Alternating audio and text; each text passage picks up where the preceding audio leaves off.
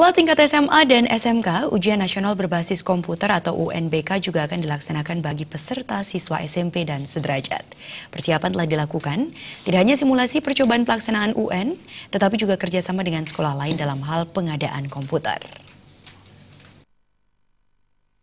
Beberapa sekolah menengah pertama atau SMP dan sederajat sedang melakukan persiapan untuk menghadapi ujian nasional berbasis komputer atau UNBK yang akan dimulai 2 Mei mendatang.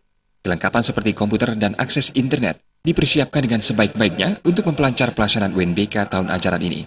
Namun tidak semua SMP di Denpasar memiliki jumlah komputer yang memadai, sehingga kreativitas kepala sekolah dibutuhkan agar UNBK di sekolah yang dipimpinnya berjalan dengan baik. SMP Negeri 3 Denpasar misalnya meminjam komputer di sekolah lain, yakni di SMA Negeri 3 Denpasar. Kerjasama dilakukan untuk menjadikan proses UNBK berjalan dengan lancar dan sebagai pembelajaran ke depannya. Kepala SMP Negeri 3 Denpasar Wayan Murdana mengatakan, persiapan UNBK telah dilakukan jauh-jauh hari sebelumnya untuk membiasakan para peserta menjalani UNBK dengan baik. Persiapan termasuk uji coba UNBK yang digelar berkali-kali.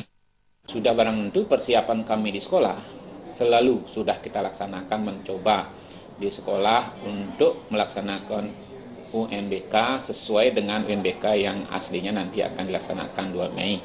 Mudah-mudahan anak kami sudah siap. Dan pada saat ini kita sudah berani bilang 100% di dalam operasional UNBK anak-anak kami sudah siap. Dan sekarang pun kami masih menyiapkan secara proses pembelajaran.